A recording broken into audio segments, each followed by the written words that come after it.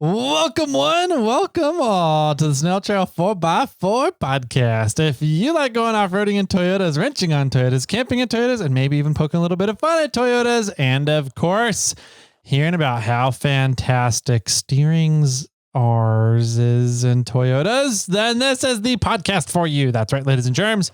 My name is Tyler, and joining me for another episode of the SnailTrail4x4 podcast, Jimmy Jott. How you doing, man? I am doing fantastic. Nice. Yeah. You're a fan? Fantastic. You're a fan. Fantastical fan. Fantastical fan. Yeah. Yeah. Cool. I'm trying to burn a few more calories, drop down a few more pounds because Thanksgiving's next week. So then I can go up a few more pounds. Okay. Yeah. That works. Yeah. Well, I'll try to get down now. I've been watching a lot of Beard Meets Food on YouTube. Okay. Have you ever heard of this? Nope. Have I told you about it yet? It's a guy, it's a British man, an England man from, I forgot, he says where he's from at some point. I just sort of have it playing on the background when I do shit. But he does like food challenges, like can you finish this huge amount of food? Okay. Yeah. And he is not a big man. Oh. I don't know, like he's not like Tyler height. But Okay. he's probably taller than Jimmy height. A lot of people are taller. Yeah, thank you. But he's not obese. He's fit and he's super into fitness. And but he'll gorge himself and eat like 10,000 calories in a meal or something like that. Right? Just with the food challenges. Okay. And there's a few times when people are like, how are you not fat? Yeah. Right? And his thing is he's in a calorie deficit almost all the time. Except during the food challenges. Except during those food challenges. So I'm like, okay, I don't want to gain a ton of weight at Thanksgiving. So I'm going to go a little calorie deficit here. Nice. Kind of until Thanksgiving. And then I'll eat 10,000 calories. Okay. At Thanksgiving. See, I'm the opposite. And drink 10,000 calories. I eat caloric positive year round. And then Thanksgiving comes and I'm like, no. I'll just take just the turkey. That's it. Oh, yeah. That's all I'm having. Okay. No wine, beer. No, I would never. No, never. I would never ever have wine indulge with my Thanksgiving turkey, like especially a really nice peppery Pinot Noir to go with it as a. That just never ever happened, Jimmy. No, I believe you. Yeah. So, anyways, he's got beard like a human beard, a beard on a face. Is there a difference between a human beard and other beards? I don't know. And I believe it's meats, like MEATS. Oh, it might be MEETS. I don't remember. Food. Okay. And he's just hilarious. And I just released a video on Tuesday, and he kind of, I edited a little of my video similar to the way that he does it. Okay. And he kind of makes fun of himself. Like his voiceover makes fun of himself while he's doing the video that he recorded of him eating the food. Yeah. Right. And so like, sometimes he'll be like, in the voiceover, he'll be talking and he'll be like, yeah, I just said that. Like, what are you talking about? You're silly. And he's just responding to himself in something he said in the video. Okay. It's just hilarious. So I think I did something along those lines. And I also stolen, I don't know if who is up on our Snail Trail podcast YouTube videos, but we do have the jokes at the end of the podcast here. And Beard Meets Food leaves the raw footage, not color graded or anything, at the end of his videos, and like somebody saying something funny or him reacting a funny way or something. So I have now been doing that. No color grading or anything at the far end. It's just sort of a raw clips. So if you were curious why that was happening, it's because of Beard. Cool. So that's good. Why. Yeah. Nice. All right. There's a tangent over with. It's fun. Yeah. Go watch him. Tangent. He's got like 3 million subscribers. He's doing okay. Is he just a YouTube channel, or is he on like Food Network or no, he's just else? A YouTube channel. Okay. I think he's a rock star, like a rock artist. Like he does music for fun, but and I don't know what he did before that, but now he just does, I think it's once a week. He puts out a food eating challenge. Yeah. Video. Okay. And he just started another channel, and I forgot, it's like Beard's Fancy Feasts or something like that. Okay. And he's starting to go, I've only seen one. As to my knowledge, he's only released one. But he's going around to places like bizarre eateries and showing the experience at the bizarre eatery. Like And Cheesecake so Factory? the first one was there's like a 5-course restaurant on a double-decker bus as you tour around London. That would be cool. And so he went on the bus and he ordered everything on the menu. And but then he's like, can you just bring me like small, like finger food versions of everything on the menu? And so they did that. So then he they showed Big Ben and they showed these other things as he's traveling around London. Okay. But then he's reviewing the food and stuff too. Okay. And Nice. So it's pretty, he's just seems like he's just one of those guys that like, if you met him, you just be like, he's a cool dude. Yeah. Right. He's like, you can just tell this is a cool dude. And he just portrays it very well in his videos. And I think I hope he's portraying who he genuinely is because he just seems like a really nice guy. Okay. Yeah. Cool. I'll have to check that out sometime. Unlike SnailTrail4x4, those guys are assholes. Jerks. Yeah. All right. So Beard Meets Food. Yeah. Go check it out on YouTube's. Jimmy's recommendation. Jimmy's recommendation today. Let's see. What do we got going on? Today's Thursday. Yes, it is.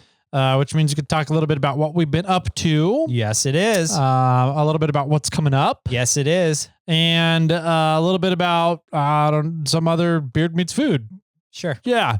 So, let's see. We're still in November. We're still in November. So we got the giveaway going on for this month, which is one of the new braided hose kits from Morphlate.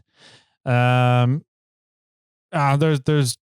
pretty cool, but I don't want to necessarily keep talking about them because I feel awkward talking about my own stuff.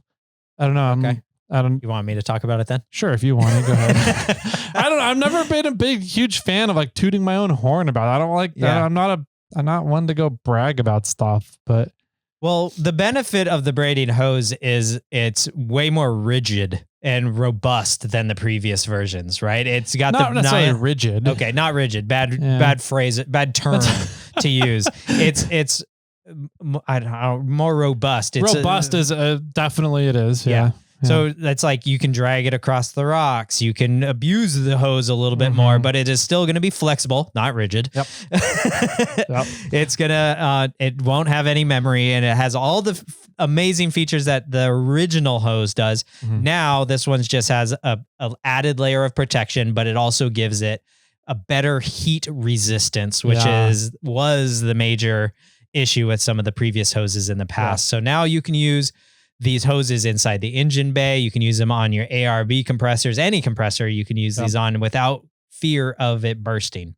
Yep. We literally had to develop them kind of for twin ARB compressors in engine bays. Yes. That has been a crick in your neck for a long time. And you've even had special hoses specifically for leads for those because there's been problems. And now you've found an all-around solution for it. Yeah, I found an all-around solution. And we were able to keep the price point low enough where I was like, let's just convert all of our hose stuff over to this stuff, these hoses, rather than just having an extension hose only that's specifically for a twin ARB. So sure. Yeah. They're sweet. They're awesome. They're robust. They really really do live up to that lifetime warranty that we provide on hose kits now. So, get them, abuse them, beat the hell out of them. If you can break it or pop it, I would love to know how you did it. So take them, abuse them, have fun with them. That's what they're there for, to be abused in the off-road environments that we go out and play in. So yeah, absolutely. You have a chance of winning one this month. So to do so, you need to go over to iRate4x4 and then go down to SnailTrail4x4 podcast, which is under the watch, listen, and discuss section. And then all your sign up options will be there within that form. And you just need to choose that giveaway tier.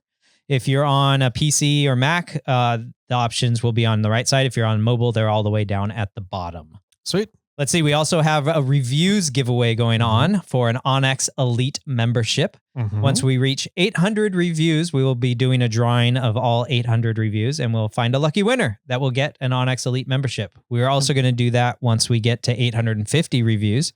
Then when we get to 900 reviews, we have upwards of $1,000 giveaway from Morphlate, which will include the braided hose kit and some other goodies that are still yet to be disclosed because they haven't been released yet. They have not been released. If you were out at SEMA, you had a chance at seeing one of them. Oh, okay. I know what that one is. Okay. That item. You hinted at it on a previous podcast. Yep, I think we did. And then that particular item will be on multiple vehicles down at the LA Auto Show as well. Okay. So nice. It's not the focus item at all, but it makes carrying and storing AirHub easier, quicker, more efficient to get out, access it, and use it, etc. So it's essentially a mounting option for an AirHubs. Cool. And then the next items we're working on that are almost done. There's no real big events anymore until KOH. Yeah. So I'm hoping to have some down at KOH. Okay. The product might be fully done and either in production or just getting the production by the time KOH lands. Nice. So either way, we should have some units to at least sell at KOH and show off. But then the next big project is underway. It has been underway for a while, but we just had another breakthrough with how to accomplish something. So that is slated for hopefully looking at early summer. Okay. Cool. To be ready for sale and launching. Nice. And I have no idea what that one is. So that's news to me. So I'm excited for that, to hear those announcements as well. Let's see. We've got a good, exciting episode for you guys today, but on Monday, we're also going to be doing our like Black Friday's holiday gift guide for everybody out there. So get your significant others to listen to that one. I know that last year, the secretary reached out to me and said, I don't know what to get Tyler. He doesn't want clothes anymore. He said, stop buying him clothes. I don't know what to get him. And I said, funny you would ask. We literally just recorded an episode on this. You should go listen to it. And then she responded back to me with, what are portals? I said, that's what you should buy. That's what you need to buy for Tyler. Jimmy. Yeah, but she didn't listen to me. Yeah. So, but this is a good one. We're going to cover a whole bunch of great gifts for the off-roading community, outdoorsmen, from all different tiers, from under $20 to over $100. So it'll be a lot of fun. We have a good time with this every year. Yep.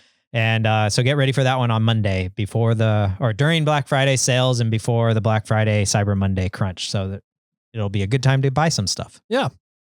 Cool. So that's going on Monday. Let's see. What else do we got going on? Anything else? I can't think of Just anything. Thanksgiving, Black Friday, holidays, spending time with the family. So yeah, our schedule is going to be the same continuously through Thanksgiving. We're not taking a break or anything. We have content to be able to release. Yep. And worst case scenario, I'm assuming that we have some voicemails that we could cover. Just a couple. Which, what did we were at like 42 last time and we got like 10 done or something like that. So, if we don't have anything to talk about, we'll just talk about it with you guys on the voicemail sections. So, but no, we'll call in with our own voicemails. If you guys don't. Hey, Tyler, it's Jimmy. What do you think about doing an episode on this? Yeah, pretty much. But we've got stuff coming throughout the next weeks. We usually slow down a little bit around Christmas, New Year's time, primarily because Tyler goes out of town.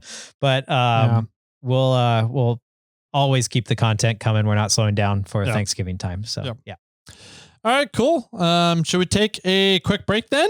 Yeah, let's do it. And we'll be right on back with kind of what we were up to this weekend. Some fun stories from the lives of Jimmy and Tyler. So I'll take a quick break. Grab your favorite drinks, grab your favorite sodas, grab your favorite flavored Doritos or Cheez-Its, in which case the white cheddar non-toasted are the best Cheez-Its around. Hot. And we'll be right on back. We'll talk to you guys later.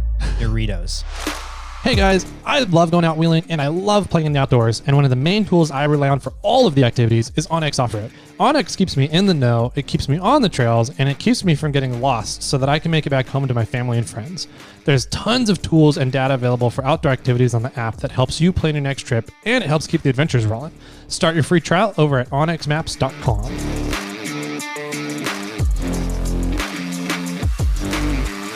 Well, Welcome back, ladies and gentle ladies, to today's what we've been up to kind of thing. I thought Jimmy was going to fight me on the toasted Cheez-Its thing. That's what I was trying to cut out early on the break there. But I was just going to do the Doritos that's fair talk because we already know the clear victor of the Cheez-Its. White cheddar. Yep. Although I did just have the cheddar duos, which is a combination of, I think the one I got was a smoked cheddar and Parmesan. Yep. Oh, it's so good. That one's pretty good. Anyway, sorry. I have a 20-month-old that loves Cheez-Its at home. So which means which means Tyler gets a lot of Cheez-Its in the house. Yeah. Yeah.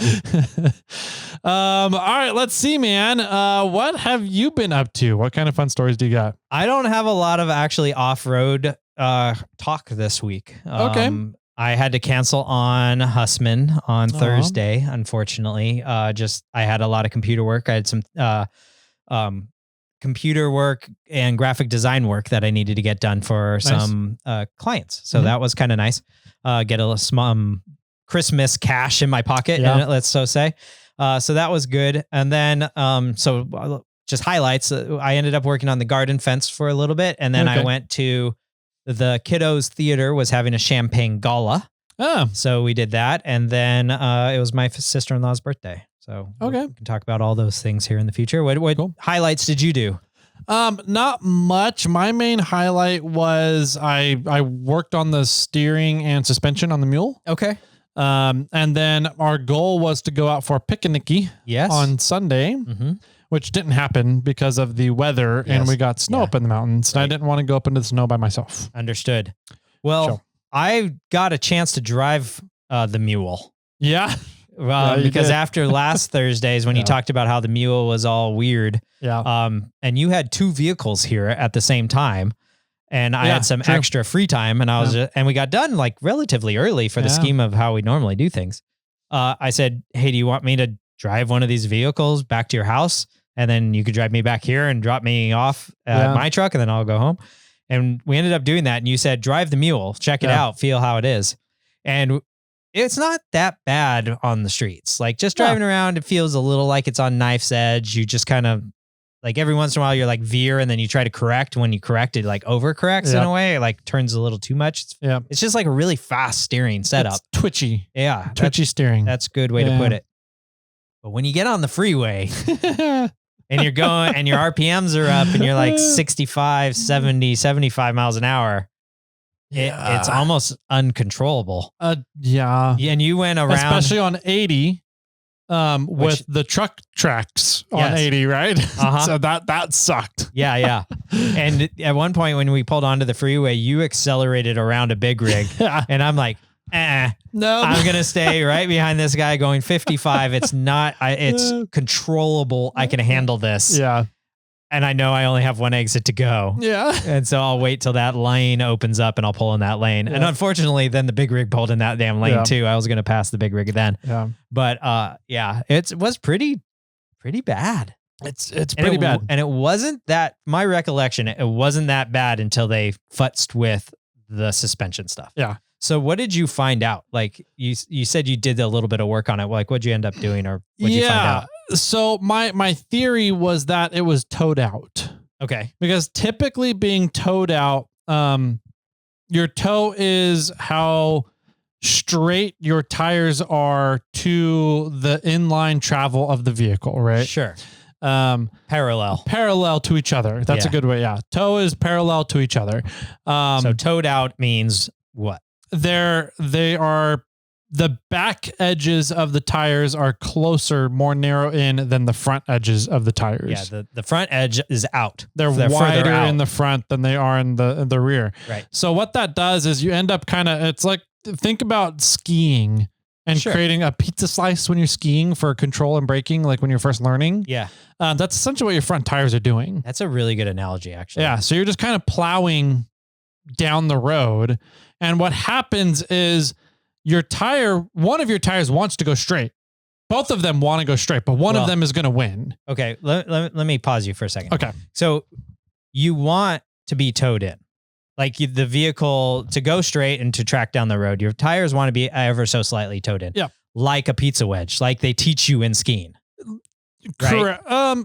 Yeah, right? Because that's how they teach you to point the tips of your skis together, so you have control. Similar to that. Where if you went the other way and you went toed out with the tips of your skis away from each other, and you try to start going down a mountain, where are your skis gonna go? Yeah, they're gonna away from your body either direction, and that's really how it felt. Yeah. And so that's I think what that's how you're trying to explain it. I think I just nailed it. I used the wrong analogy of the pizza wedge as you're learning skiing, because that's definitely a toe in scenario rather than a toe out. Right. But it totally makes sense as you've ever skied before in your life. If you're toed out, if the tips of your skis are away, your legs are going in opposite directions and you can't control it. Yeah. And so it's actually a really good analogy. I agree. So thank you for correcting that. And yes, that is definitely what it kind of felt like doing. Cause I was, as you're kind of going down the road, you're kind of going straight. Then all of a sudden the vehicle wants to just go off all of a sudden to one side or the other, because one tire wins on the pull in that direction. Sure. And once it starts winning, it just takes over and the whole car almost jumps and goes in that direction. Right. So I figured I was towed out. Okay. I'm like, I think it's feeling and behaving like it's towed out. But why would it just now become towed out if they lifted the vehicle a few inches? That shouldn't change the tow, correct? It shouldn't. No. Yeah. It would change the, because the other issue was that the steering wheel is now not centered. Yes. Because they lifted the vehicle without lengthening the drag link. Okay. So therefore the drag link is now pulling on the pitman arm, which is attached to the steering wheel. The steering wheel is no longer centered. Okay. Yeah. It doesn't feel like the power steering box. It's a Redhead FJ80 power steering box. It doesn't feel like it's a self-centering box. Either that, or it just has too much fluid going through it from the power steering pump that you lose the self-centering portion of it. Okay. So anyways, it doesn't want to go back to center. It just kind of free floats around. And you were even pointing out, I mean, it's moving so much fluid so quickly that sitting in park in the transmission, idling 600-700 RPMs, you can grab the steering wheel and flick it and it'll do almost a full rotation just sitting in a parking lot. Well, that's not even the one that one was pretty amazing. But what really caught my eye was when we were standing out in the parking lot and I could grab the steering shaft that comes from the steering wheel to the power steering box, right? Yeah. I have no leverage over that, but I'm able to spin that as freely as I want. And you can literally turn the wheels right to left. Yeah. Like it is working similar to hydraulic steering. Yes. It's so easy. Yes. And it shouldn't be that easy. Not for a hydro assist setup. Right. So I talked to Dimitri about it and I was like, did you port the power steering box? Did you port the power steering pump?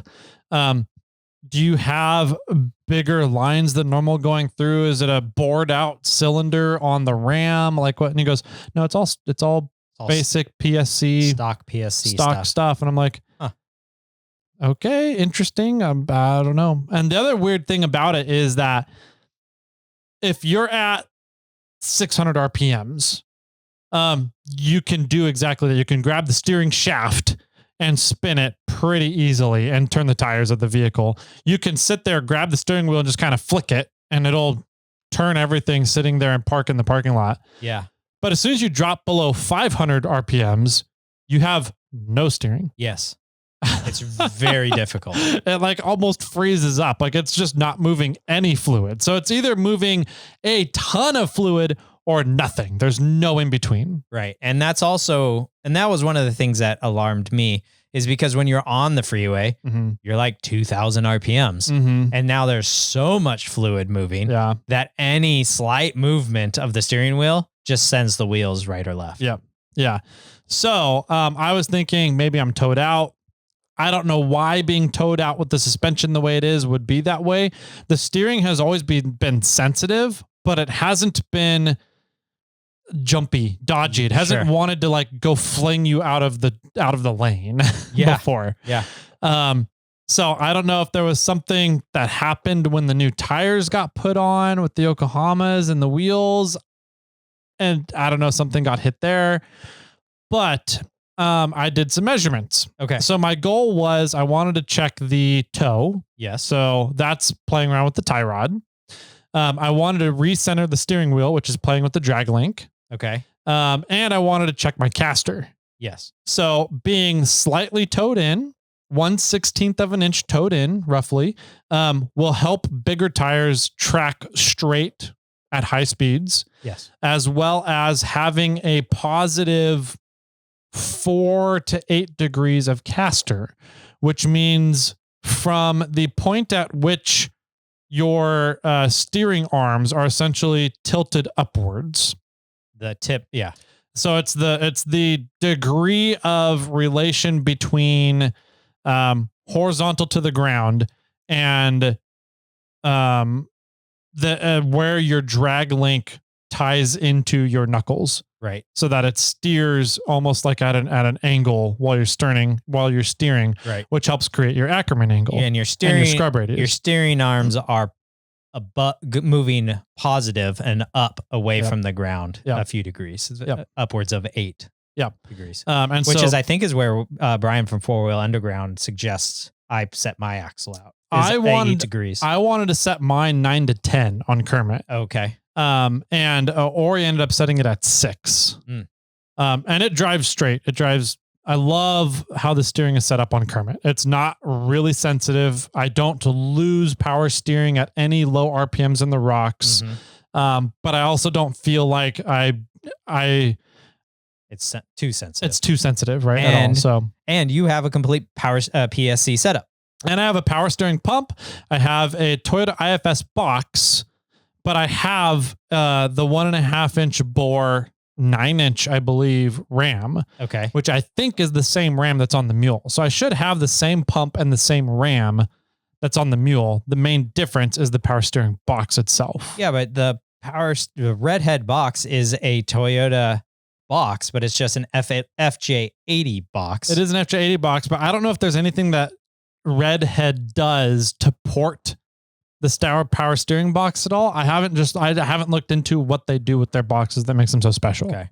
Well, I have a Redhead box on Bobcat. True. And on Clifford. Yeah. And I haven't driven Bobcat a lot since I put it on, but it feels the same, at least for as me. The Mule?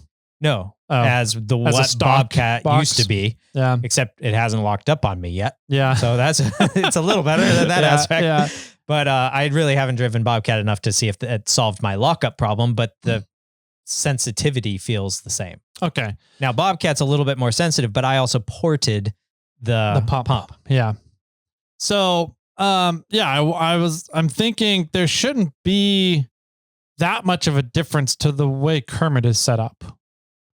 I shouldn't be this much more sensitive than the way Kermit runs, because I also put a smaller pulley on Kermit so that I get more hydraulic flow at low RPMs. Got it. So if anything, I would think that Kermit would be more sensitive with a smaller pulley, but it's rather than the stock pulley, but it's not. The Mule is far, far more sensitive in steering than Kermit is. So I'm like, maybe it's a alignment issue, suspension setup issue, something like that. So I started digging into it.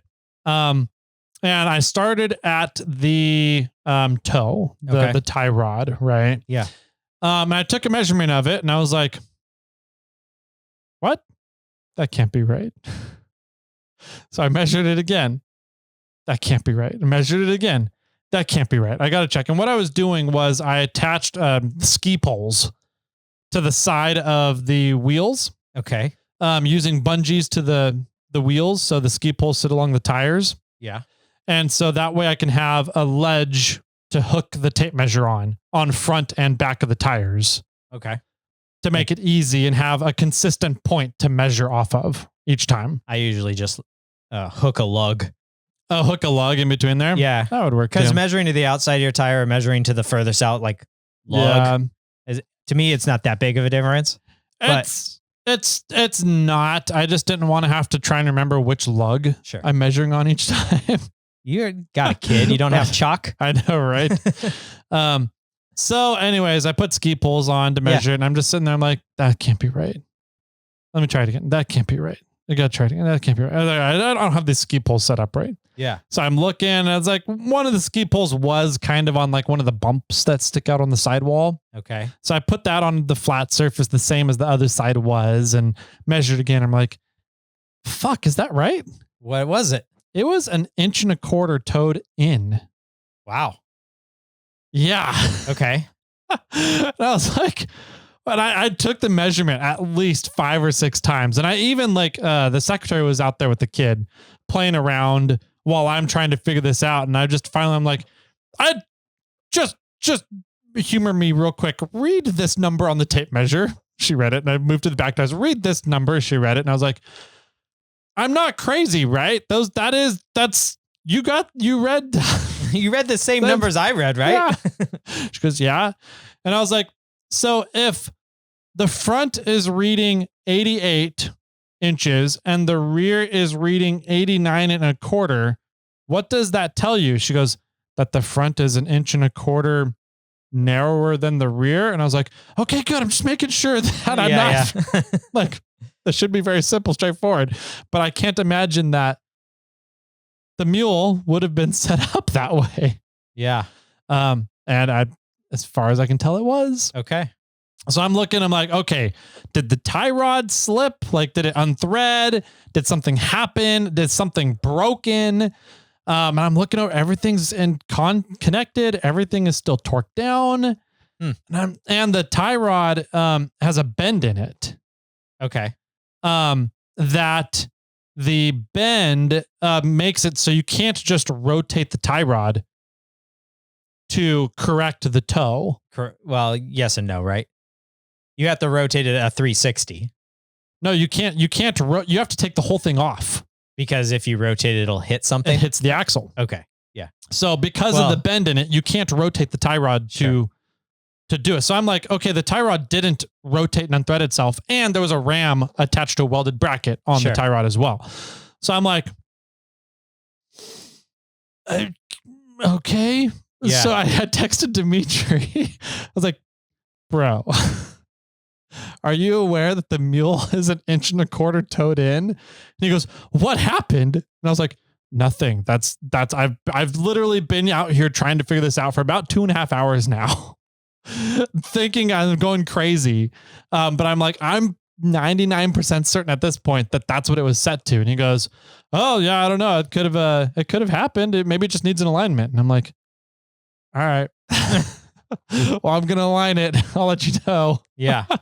So 1.25 inches towed in. Okay. And then I'm like, well, shit, how am I going to align the tie rod? Because I can't undo the jam nuts and spin the tie rod in order to thread it out to fix the toe. I'm like, I have to take this whole thing apart.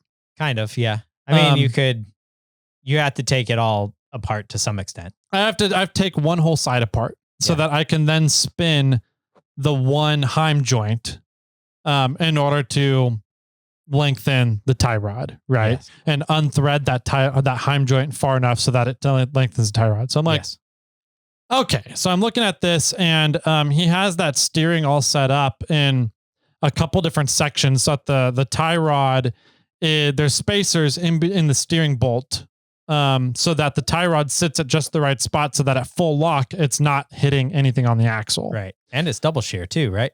And it's double shear. So, I'm like, all right, so I gotta take a photo. Remember where these spacers go in what order.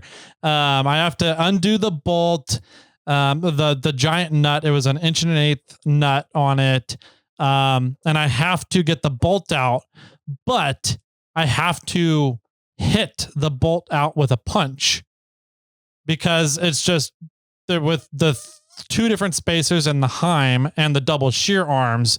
It's like jammed in there, right? It's bound up in there. So the only way to get out is to hit it with a punch from the bottom side. Wonderful. So I got to do all that.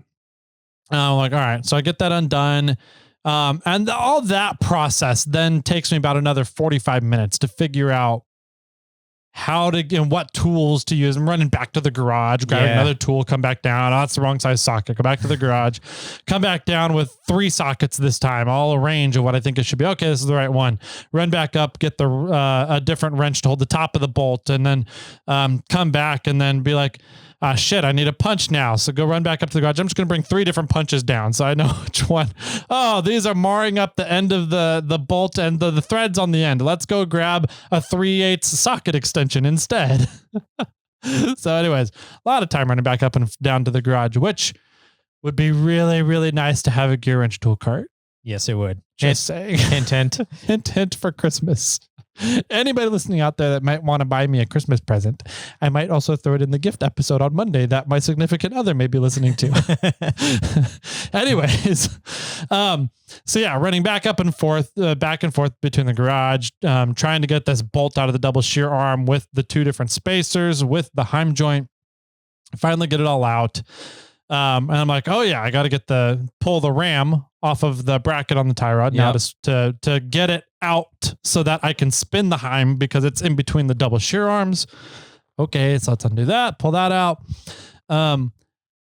unscrew the Heim, and I'm like, okay, I need it to come in about 1/2 inch, right? If I'm towed in 1.25 inches, I need it to come in about 1/2 inch so that it would be, as I'm splitting the difference between front and rear. You want it to go out to push the tires away from each other? Yes, I want to correct it about 1/2 inch, but yes. Okay. Yes. So you're going to do one side about 1/2 inch, and then you're going to do the other side about 1/2 inch, which makes about 1 inch, which leaves 1/4 inch towed in.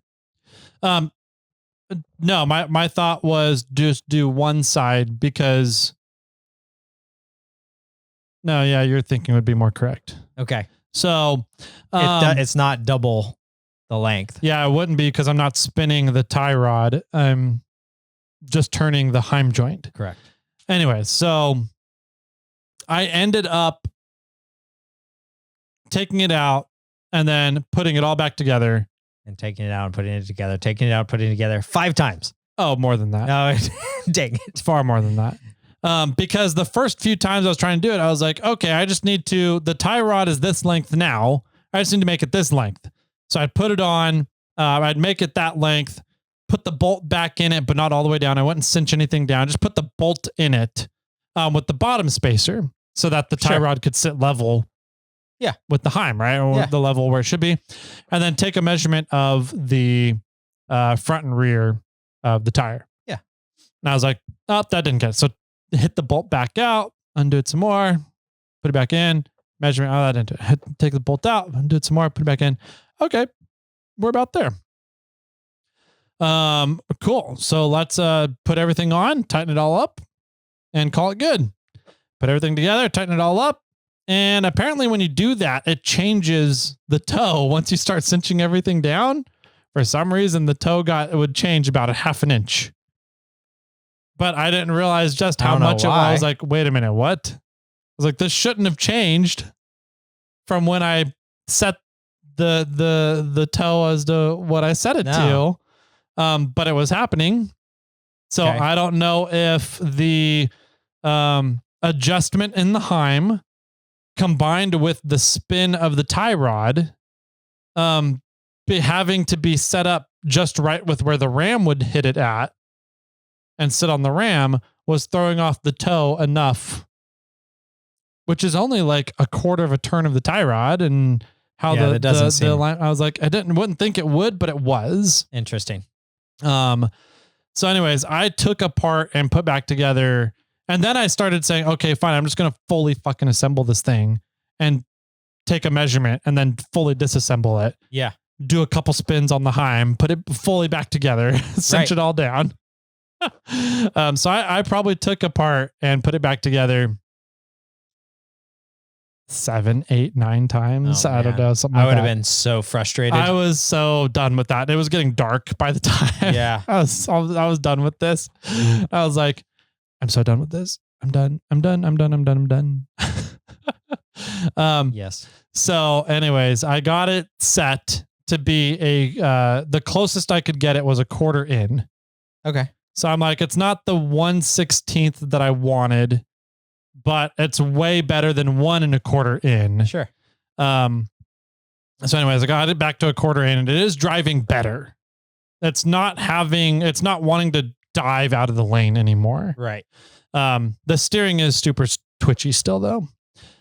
So I did the tie rod that day, and then I took I fixed the drag link so the steering wheel is centered now. And I put a little strap around the shifters. Yeah. That way I could put tension on them, because it's kind of almost getting like gear float, or the shifter rails, because a triple stick is like, it's not fully tightened down on the transmission or something, and something's rattling. Yeah. So all you have to do is just put tension, hold the shifters downwards, and it all stops rattling.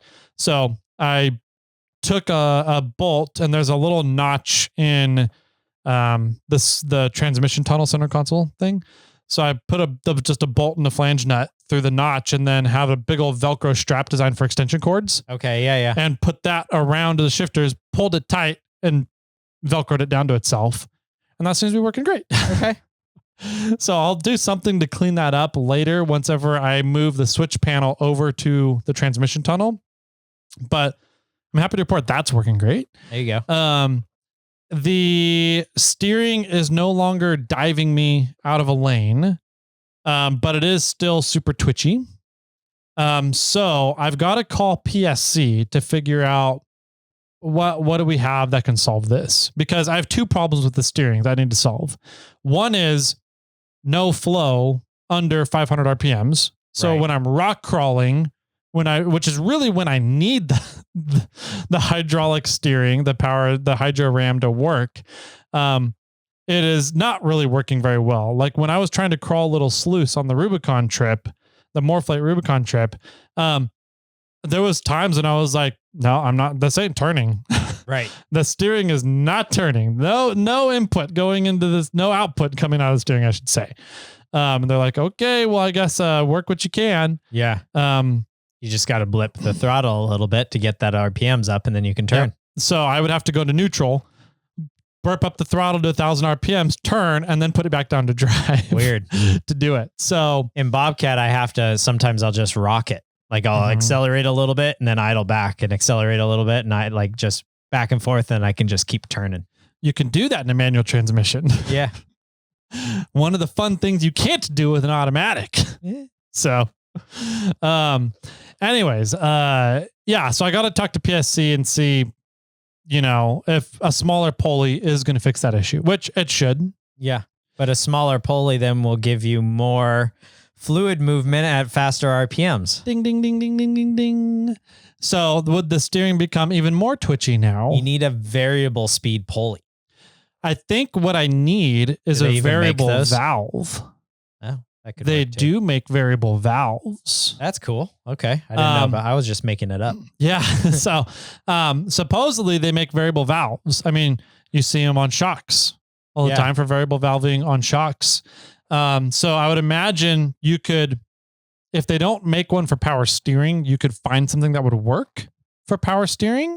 And then when you go to air up at the end of your trip and you go to get on the highway, or you're going to drive home, you could set it to a very closed flow, very necked down, bottlenecked flow to your power steering setup. Right. Therefore, you're not getting as much flow on highway speeds, and your steering isn't as twitchy. Yeah. When you're driving home. And then when you go to air down for your trip, you open that valve up. So you now have full flow, at really low RPM, any RPMs you want, really. So you have the power assist while you're rock crawling. Yeah. If they don't have that, Eric from Radial Dynamics, if you're listening, you should build one. Yep.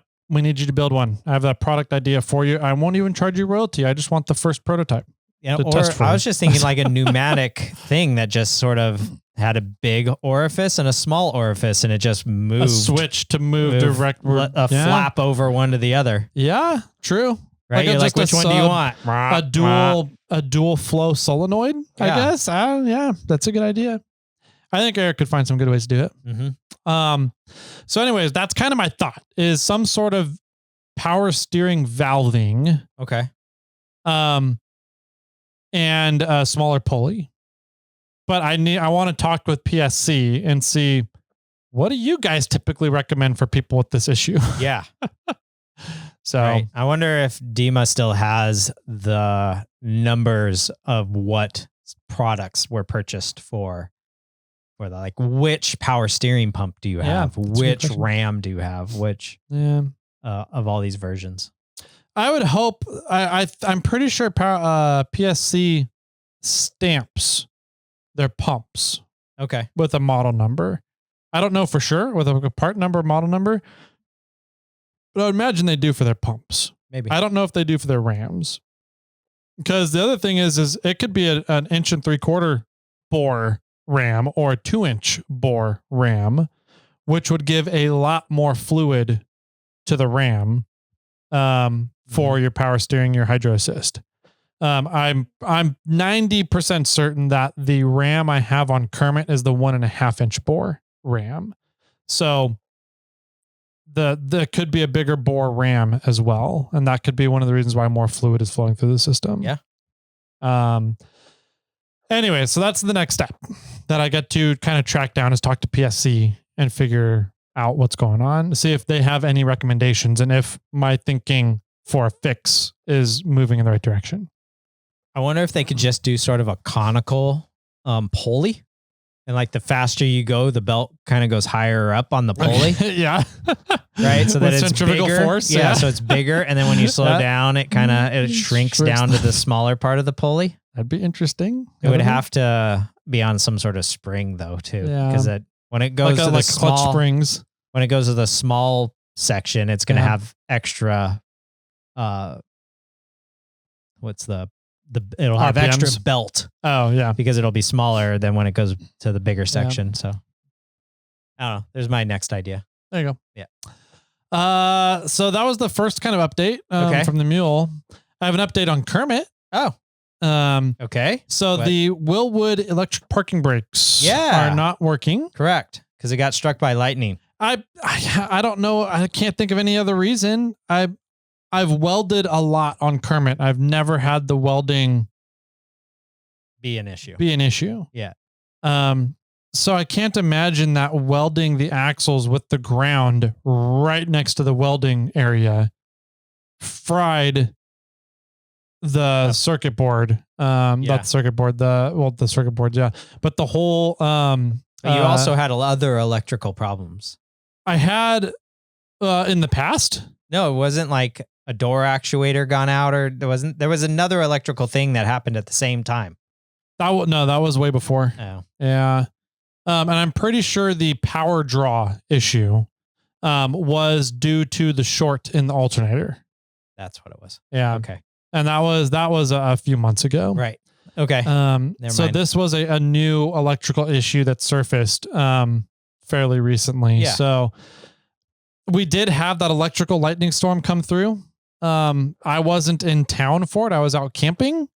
So I don't know where lightning strikes were in conjunction to my house where Kermit was parked at the time. But it fried my ham radios. Whatever happened, it fried my ham radios, and I'm pretty sure the electric parking brake ECU. Right. So I called Willwood, and I was just like, "Hey, I'm just curious. What is your guys' warranty on stuff?" Yeah. And he goes, "Well, we don't really have a warranty per se, but usually we'll take care of you upwards of a year afterwards." And I was like, "Okay, well, I bought your stuff a while ago. It's probably been 2.5 years since I purchased the electric parking brake system. But I didn't install it until right before Moab last year.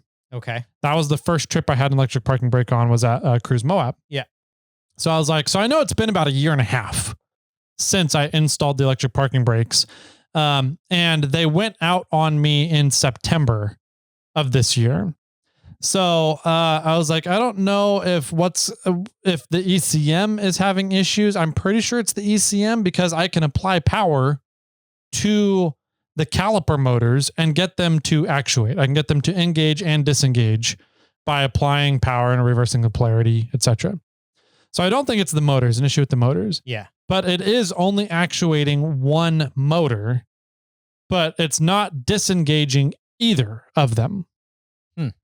And so I don't know how to test the ECM to be like, is it a specific circuit that needs to get repaired? Is there a repair that can be done? Or do I just need to get a whole new ECM? And they were like, hold on a sec. Let me talk to somebody. Let me see if there's something we can do for you. Okay. So he has me on hold for about 10 minutes. And then he comes back. He goes, all right, so we're going to get you a new ECM. Okay. And I was like, okay, like to test out and see if it's the ECM. He goes, no, we're just going to send you a new one. I was like, oh, okay. Well, that's kind of nice. He goes, yeah, well, it's not going to be free. And I was like, oh, okay. Well, how much are we talking about? Full price, any kind of discount? He goes, oh no, we'll send you a new one for $25. We can't just give it to you free. But you give us $25. You're covering shipping. Essentially, yeah. Yeah. So give us $25. We'll ship you the new ECM. You ship your old one back and we'll refund your $25 once we get the old ECM back. I was like, I'm not going to argue with that. That's super nice. That's super fair. I'm outside of your quote unquote 1 year that you typically help people. And I don't know why it fried. Right. All I know is that I lost a couple of other radios in the process too. And he goes, yeah, I'm not sure, but it shouldn't be that sensitive to over voltage or anything. So He goes, we're just going to get it back from you so that we can look into it and we'll give you a whole new ECM. Cool. Thank you guys. That's good customer service. Great customer service. I didn't have to spend a whole lot of time on hold. I didn't have to go deal with a phone tree. And it seemed like they dealt with it right then and there. They didn't have to take 24 hours to email me back or anything. So, big kudos to Willwood for stepping up and standing behind their product, and wanting to diagnose what happened, get the old ECM back so that they could figure out what's happening and see if they can make a better product. So you're like, will you let me know what you guys discovered? I kind of do want, I'm going to put a note in there saying, here's my phone number. Call me when you figure it out, because I also want to know. Yeah. So, kudos to Willwood. They may have just earned a customer for life for taking care of that. So cool. Good. So once I get that in, it might actually be coming in today. I'm having it shipped. I think it's going to my house. So it should be in today or tomorrow. Hopefully I'll be able to just swap that out. Hopefully the parking brakes will start working again, and that saga will be closed up. Sweet. Yeah. All right. So those are my main updates. The weather came in, we got snow, and I was like, I don't want to go out by ourselves with a 20-month-old. Yeah, sure. So we didn't go anywhere on Sunday. Where did we go? We found a toddler, like an infant and toddler kids haircutting place. Okay. And so took Reed in to get his haircut, and he got to sit in the car, and you get to sit and play in the car and watch a movie while your hair's getting cut. And he did awesome. So I was like, okay, that's cool. Nice. So we did that. We went to Costco. Okay. Got more wine. Got restocked on wine. Got some more wine. Dude, I will say they have an Old Vine Zin there for like $25. That is perhaps my favorite wine ever right now. Wow. That's saying a lot. It's up there with that smoky 2014 Zinfandel from the Kingfire. Okay. That was severely smoke tainted, that I was like, this is amazing. Wow. It's up there with that one. So, did you bring any in? No, I didn't. Oh, thanks. But we got a couple more bottles of it when we went there. Next week. Yeah. I will say Costco has a $6 Malbec. Yeah. That is fantastic for just sipping in a random dinner wine that you need with a quick dinner with whatever. You said one of those wines was okay, and then you let it go like air for a day, and it became fantastic. Was it the Malbec? That might have been the Malbec. We got it. Like, I'm on this like this thing to try and find $15 and under wines at Costco and just see what they're like. Okay. And so far I haven't had any complaints. Yeah. That Old Vine Zin is $25. It's not 15, but I was like, it's an Old Vine Zin. It's going to be worth $25. Sure. And it was. I want to say it was the Malbec, now that you're mentioning that. Okay. It was okay. It was pretty good for sipping, but like the next day, 24 hours later after it aired out, I was like, this is fantastic. Yeah. So anyways, cool. Costco update. There you go. Yeah. Thanks for that. Mm-hmm. Yeah. So for me, it was, We recorded on Tuesday, and we recorded on Wednesday last week. We did, yep.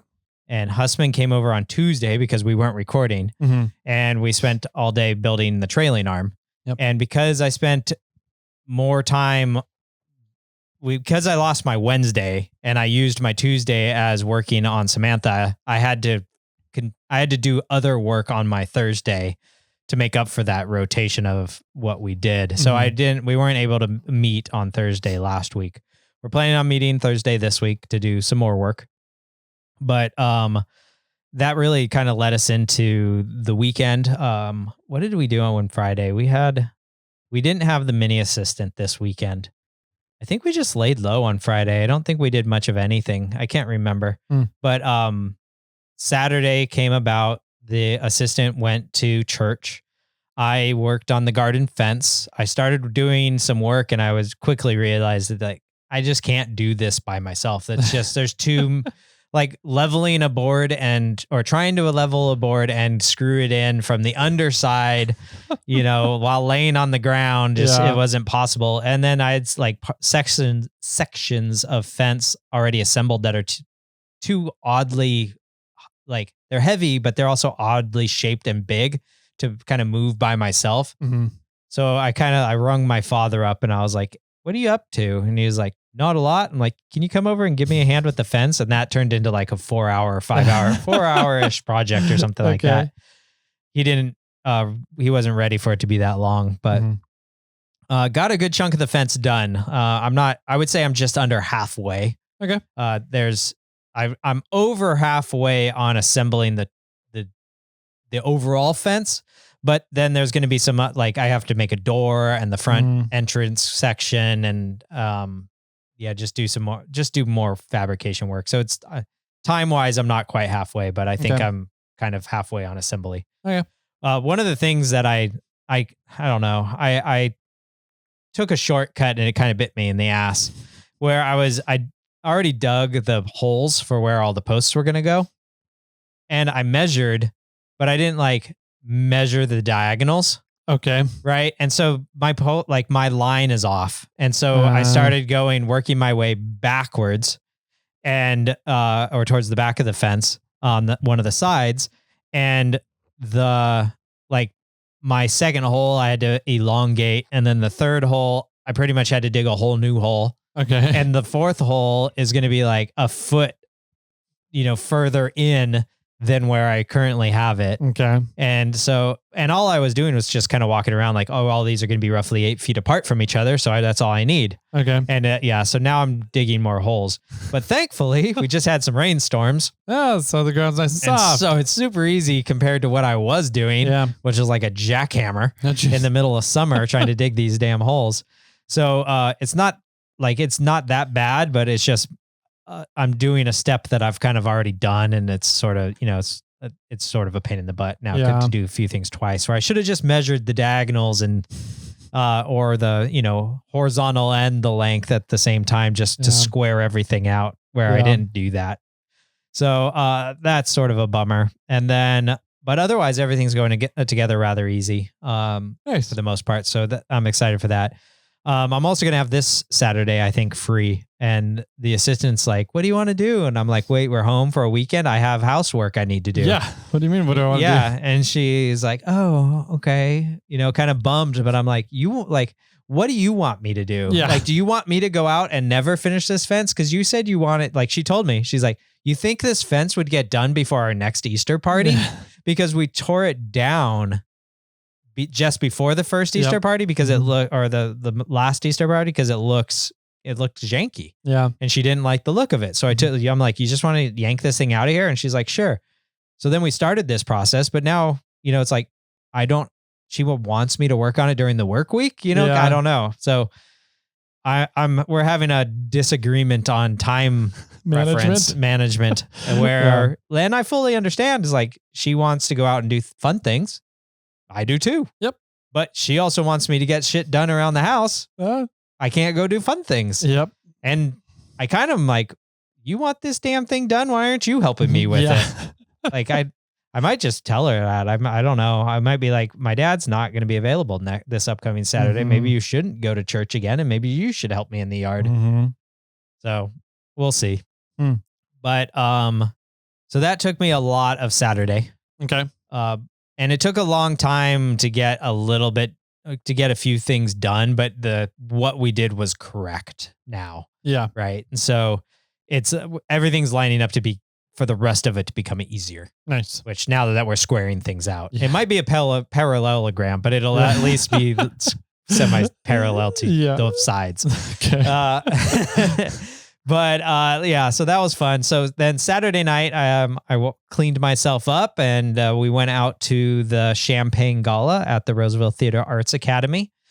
The last year we went, I was like, man, this is kind of small attended. It was low key. It was kind of nice, because you really only the like people that really cared kind of about the theater were there, and by volunteering for stage setup and just other things, like I knew a lot of people, so it was kind of a good get together. Mm-hmm. This year they lowered the prices and only by like $5 to like $8 or so. Mm-hmm. And they probably had 3 times as many people show up. Yeah. Huh. I was shocked. I was talking to like one of the head honcho people there, and I was like, this is like, your guys' turnout this year is massive. And he's like, yeah, we lowered the prices. I'm like, you lowered the prices, but you have 3 times as many people. Yeah. So you lowered the prices, but you made more money. He's kind of like smiled and nodded at me. I'm like, smart. Like, that's super clever. And it was fun. I mean, so last year, I liked last year's performance better. Last year, it was called like Miss Rolls or something like that. Okay. Where they had all the boys doing lady parts, and then like ladies segments, so like one of the guys did the Julie Andrews song, like singing to the Sound of Music, and the Chicago's Cell Block Tango. Yeah. A bunch of dudes, burly, awesome. Hairy guys. They weren't in like lingerie or anything, but they were dressed funny, but not inappropriately. Yeah. And so it's this fun thing. Like if you're in theater, you never would have that role. Yeah. Well, now you had the opportunity with this show. Okay. This show this year was like love and romance, and they did songs about like how love doesn't work out and how love's great and how you're missing love or how you missed it, and just, so they had a lot of fun songs and happy-go-lucky stuff. So that was fun. You had to be 16 or older to perform or to audition. And so the mini assistant really wanted to try, and we're like, you have to be 16 and older. Sorry. Yeah. She's like, bummer.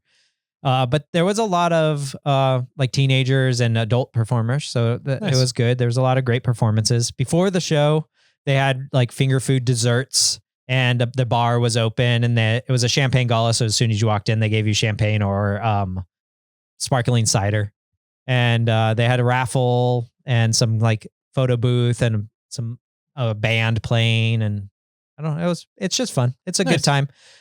It's one of those few times that we do where we actually dress up, and so it's always, it's fun to kind of get out of your element. You know, I'm not in these greasy, dirty yard work clothes all day long. I shaved, I put on deodorant, got some nice slacks and a collared shirt. I put a tie on. I haven't worn a tie in, I don't know, since my wedding. I don't know. Yeah, the assistant went out like the day before something and bought a dress, for the occasion. So it was good. Then we went next door. It ended at like 8:30, 9-ish. So then we went across the road to Monk's and had another drink. Sat next to a guy, just randomly sat next to a guy. And I like looked at him and I was like, you're kind of dressed up. And he's like, well, I was next door at this champagne gala. I'm like, that's where we were. So it was kind of, then we fell into conversation about, his daughter was one of the performers. And which one was she? Oh, she had the one of the Little Mermaid songs. Cool. So that was kind of fun. And we said who our daughter was, but she wasn't there. So it, didn't really help him. But that was fun to talk to him. And then we tried to go to the speakeasy, the House Divided speakeasy. And we like walked up to the door and they're like, sorry guys, we just did last call. Oh. And we're kind of like, bummer. And then we kind of like looked at each other and we're like, well, let's just go home. Okay. Yeah. So we got an Uber, went home. I poured myself a proof traditional old fashioned. Nice. The assistant had some gin on the rocks. And then we watched some Hot Ones. Nice. For Okay. the rest of the night. And then I looked down. I was like, it's 1 o'clock. I'm going to bed. Jeez. Yeah. Wow. Woke up with a little bit of a hangover, but that morning we had like a brunch-in with my brother for my brother's wife's birthday. And we went over to their house all the way across the tracks in Loomis there. And actually by Emma for Ben's house, kind of. Yeah. They did tea and scones and presents. So we got there. We had my brother made scones and they have a whole bunch of teas. Yeah. And we just hung out, chatted with them until about noon. And then we decided to go home. And we actually because we were still not feeling top notch, we took a nap and played some Stardew Valley. And then the mini assistant came home and we had a really tough afternoon with her because she wanted to go to the party. And the party got moved. The party got moved time-wise. So it was supposed to be in the afternoon and it got moved to the morning. And she wanted to be at the party, and circumstances out of our control changed that, and she was very upset about it. Yeah. So it was just a tough afternoon with a preteen. Yeah. So that was a blast. Things to look forward to. Yeah, man. They say how your kid acts when they're 3 is how they act when they're pretty much going through puberty. Oh, okay. So we're not there yet. Yeah, get ready for that. Okay. And I wasn't there when she was 3. Yeah. So I'm like, yay, I get to experience it again. Not really. Yay. But yeah, so that was, for the most part, that was my weekend. So we got coming up. I'm still waiting from Brian to get the links, the aluminum links and the Heims. Hopefully they will be showing up any moment now. Hopefully, and if they show up before Thursday, I think we're going to try to button up as much as we can the front end and get things organized up there. And then if they don't show up in time, I think we're going to start trying to figure out building the solution possibly for the engine mount that we ripped out. Okay. Yeah. I think that's our game plan for this upcoming Thursday. And then I'm not sure what else we might be doing, but yeah, I think that's the game plan. It has to be quick, because the mini assistant also has a dance show, a school dance show on Thursday. So I don't have as long to work as we had planned. So, okay. Yeah. But that's about it. I mean, cool. It wasn't a lot of off-roading stuff. Saturday was like the only day to work in the yard. Yeah. So it was raining all the way up to Saturday, and we had a day break, and then it was raining on Sunday. So it was not a lot of stuff to do outside. I did buy, been trying to get Clifford back together since I tore the steering column out. And as I was assembling it, let me go back a little. So I was going to replace the bearings. Did I talk about that? No. Okay. So when I was working on Clifford, when I was tearing apart the steering columns, I took the old one out and I had the new one that I bought from the Built guys. Built Performance, BILT Performance, the guys up the road. I was futzing with it and it kind of would like lock, like I'd spin the column by hand and it would kind of bind a little bit. And I was like, man, like that's a sucks. It shouldn't be binding. That's not good. And so maybe that's what I need in the Mule. Yeah, right. You just need it to bind. Steering column. And so I was like, well, I have 2 columns. How hard is it to pull out these bearings on the front and the back of the column? So I completely tore apart like my one that I was removing, but the non-tilt column. To get to the final bearing, you literally have to take the entire column apart. Right? Like you have to tear it in 2 pieces. You have to pull out the steering shaft so that you can get to a spot where you can hammer out the front bearing, the bearing closest to the steering wheel. Okay. Insane. So I was just like thinking to myself, like, do I want to do all this work for this? And I started calling around, and it's about $37 it was like just shy of $40 for both bearings. One was like 10 and the other one was, like 30 something. Yeah. Or 20 something plus. And I was kind of like, it's not that expensive, but it's going to be high time wise. Yeah. And so husband came over and we were futzing with it. And husband's like, I'd run it. I just like, it's not going to be that bad. Like, okay, fine. So we tried to we squirted WD-40 in there, tried to loosen things up, just try to make things easier. Didn't really work that well. And then so I squirted some white lithium grease in there just to kind of gunk it up, give it some bulk, something to rub better against. And that didn't help out that much. Then I was like, okay, well, I'm just going to start assembling this. So I started putting it all together. And when I was putting it back into Clifford, I realized that there was a bolt missing out of the steering column. Okay. And it was causing the column to bind, and the bearings are actually totally fine. And so once it was only because I tried to tilt the column down to put one of the the plastic pieces back over the shroud. And I was like, why is it shouldn't move like this? And then, and I must've been when I was futzing around with things, I must've pulled one of those bolts out just to kind of see how things acted. And I just forgot about it or never put it back in. And then I was like, wow, okay, that it's not binding. It's not working. It's not having any problems. So I got almost all the way done, but then I got to the point where I was installing the cover over the steering column, and my boot for the shifter lever is all torn up. And I was like, I wonder if these are available. So I Googled it and it was $21 off of Amazon. It'll be here in a few days. Yeah. It arrived on Monday now, but I haven't, it was raining the last few days. So I haven't gone outside to finish the install, but that's something I want to button up too. Yeah. So Clifford will hopefully, fingers crossed, be running by next week. Nice. Yeah. That's exciting. Yes. I'm excited to put the steering column tilt in so that I can see over the dash. I still think you should have used phone books. Maybe. And also in all reality, I think a truck seat that doesn't have 300,000 miles on it might just lift me up that amount. Fair. So I would love eventually to add some upgraded seats into that truck, especially because that truck is one of the ones that I'll we're going on a 16-hour road trip. Yep. And I get to sit in this rickety old no more foam left seat. Yeah. Yeah. One year when I was going to Moab, I actually brought one of those cushions from your outdoor lawn chair. Yeah. I put one of those on there to see if it would make it any better. Yeah, it didn't. You still lean a lot. It's broken on the side where you're getting out. So it leans. That or one of the previous owners just had a really thick wallet and just made one side go down or something. Yeah. I don't know. But get some Subaru STI seats and put in there. I thought about it. Well, I thought about those really nice seats. I wanted to get those really nice seats that Delta Dave and Lee have. Scheelmans? Yeah, the Scheelmans, because they actually come in a very similar gray to what Clifford is. And they have heated elements and stuff in them. And I was like, I'm just going to go get one of those and put it in the driver's spot.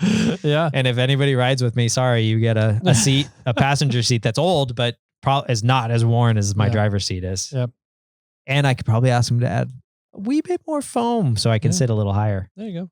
That or I could just chop top Clifford and lower the ceiling down. I think that's what you should do. That'd be cool. Yeah. Lower the dash instead of lower the hood or the roof. The roof. How does that help you see over the dash? It won't, but it'd be cool. But I have 2 feet above my head in that damn truck. That's so tall. So this is, we're talking about this, and there was a new law that's being passed in California regarding children's booster seats. Okay. And stating that your child has to stay in a booster seat until they can properly fit the seat of the vehicle. Sure. And the restraint system of the vehicle, or until they're 16 years old. Wow. So they either need to fit the vehicle, or they can be 16 years old and kind of not fit the vehicle. And that's kind of now on you, right? As the parent. Okay. This is just making me think that you're just too small to fit the vehicle seats, Jimmy, and you're going to have to use a booster seat. I'd need a booster. Well, that's funny because, oh man, the mini assistant would have been pissed if she would still have to be in a booster. Oh yeah. At 12. Yep. Because I think I don't know if has that rule passed. Yeah, it's starting, I believe, in 2027 is when it starts. So they're giving everybody weird. kind of a year to get accustomed and get ready for it. Yeah, because the mini assistant was stoked to be able to sit in the front seat. Yeah. Right, because she's like, because we held her back until we're like, you have to stay in the back until you're 12. Yeah. And she's out of a booster. She's out of all that. She's just sitting in the back. But she was like, as soon as she turned 12, she's like, can I ride in the front now? And we're like, yeah. And it's funny because now she's like, I want to ride in the front all the time. And we're like, if mommy and daddy are in the car too, you do not get the front seat. Nope. Sorry. That's not how it works. Yeah. It's like, we're bigger than you. We need the extra space. Yeah. At least until she's going to be bigger than both of us, I think. But yeah. So I asked the secretary about this because she's a certified car seat technician and follows up on all those rules and laws that are coming through, keeps her certifications up to date. And I was like, what's up with this? Like, what is the reasoning behind it? And she goes, honestly, it's because auto manufacturers keep building cars for adults, and the seating systems and therefore the restraint system that keeps you in place and safe during a violent car accident, is really designed and set up for an adult body. Yes. And the more and more that auto manufacturers do that, the less and less it's going to fit children. Therefore, in order to keep your child safe in a violent car crash, they need to fit the restraint systems properly. And the best way to do that is with booster seats. Right. And I was like, okay, that makes sense. I was like, then why are they taking the law off? Like, what about really short old people? Mm-hmm. And she goes, well, that now just comes down to being an adult and choosing whether or not to use a booster system yourself in order to fit the restraint of the vehicle properly so that you don't become dead or you're putting yourself at liability. My mom uses a little booster. Yeah. Because she says that the seat belt bothers her neck. Yeah. And it rides on her neck more. And when she boosts it up, it hits her shoulder more. Yeah. And that's exactly it, right? If she got in a violent... I couldn't get into the car. Yeah. I remember I had to take the booster seat out or my head was in the roof. Yeah, I remember that. Yep. But and for her, it's it's a comfort thing, but but the comfort is of safety. Yes. It actually, she's fulfilling the safety factor. Yep. At the same time. So I've seen people in the off-road community in California saying that it's California going at it again, trying to control our lives, blah, blah, blah. And I'm like, you guys need to understand what they're doing here. They're making it safer so your kid doesn't die in a violent car accident. Like, I would hope that you have that same consideration and sentiment towards your child. Yeah. But we all survived. Yeah, exactly. They weren't making cars quite the same back then. But yeah, it's I don't know. I'm for it. Because like, if you think about it, like look at like off-road racing, there's very, very strict regulations as to how your seat and seatbelt interact with each other, depending on the size of the person in the seat. Sure. California is just applying that same rule as a law, pretty much. With the exception of, they're like, yeah, once you're 16 years old, you can make up your own mind. Mm-hmm. So, like, if you're going to complain about California's law, then you should also be complaining about off-road racing rule books, in my opinion. But it's the same as helmet law. Same as helmet laws. Yeah, exactly. So I don't know. Update. I don't know. Went down a weird tangent there because I was thinking about how small you were in the seat. Thank you. Anytime. Yep. I do think that auto manufacturers should put those like sliding seat, like the shoulder strap belt that slides up vertically and downwards. Yeah, in the B pillar of your vehicle. Yeah. I think those should go back in. I think that helps out a lot too, adjusting the restraint system to fit the person. So, and I think that's also part of it, right? That they've gotten away from a comfort thing and they've gone heavy into a safety thing. Mm-hmm. But they're going heavy in a safety thing, but not thinking about all body types. Yep. I think that's exactly kind of what's been going on. So, I think that does it for this episode. I think so too. I think we're beating this one down. If you guys have any feedback for us, give us a call. Leave us a voicemail, 916-345-4744. You can email us. You can Instagram us. You can Facebook us. You can irate us. You can email. I think I already said that one. Yeah, I don't know. You can. There's lots of ways. You can text us on that voicemail message as well. So, looking forward to a fun outing. A listener approached us. I talked to you about it already, but a listener approached us about getting to do a field trip somewhere. Yeah. So I'm excited for that. It's similar in lines of getting to go tour the National Ignition Facility in Lemoore. Yeah, that was super cool. Or Livermore, not Lemoore. Very different areas. Yes. Over in Livermore. So that was super cool. And that came about because a listener listened to the podcast. So this sounds like it's going to be another one of those really freaking rad opportunities. It's just a matter of getting everybody scheduled to line up during the busy holidays. So for sure. Absolutely. Excited for tomorrow's episode, Snail Mail. We'll find out how many voicemails we have. That was always going to be a shocker to me. Yep. And me too.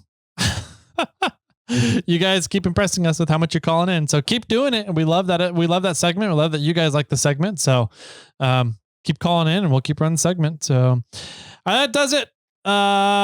Jimmy, any final words for everybody today? Let's see. I would say go watch Beard Meets Food, but I'll also say, start thinking about what you're going to make for Thanksgiving. I'll go with that. Cool. All right. And with that, my friends, keep crawling.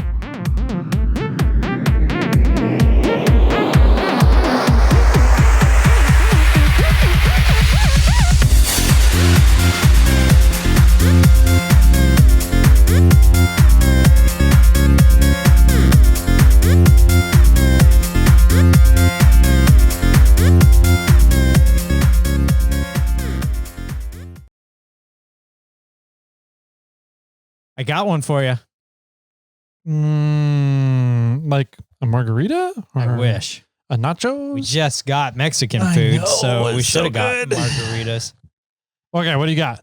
Why couldn't Superman play in the local playground as a child? I don't think in is that important. It should have been on. Play on on? It doesn't matter. I don't know. That's just a grammatical question. Okay. Why couldn't Superman play at the local children or at the local playground as a child? I don't know. Because adult supervision was required. Okay. Not kid supervision. Not kid supervision. Okay. And, or there was nobody else that had supervision. Okay. I don't know.